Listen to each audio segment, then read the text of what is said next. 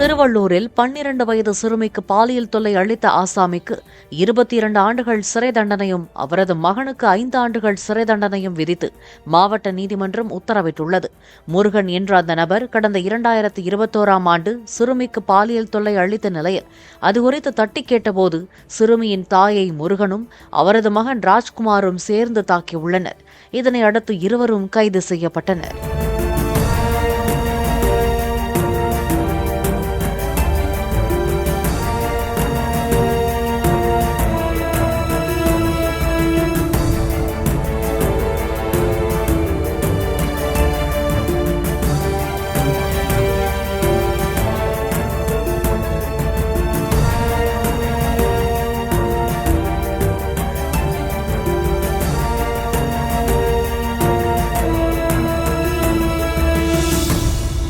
Play store மற்றும் app ஸ்டோரில் இருந்து பாலிமர் செயலியை QR கோடு மூலம் பதிவிறக்கம் செய்யுங்கள்.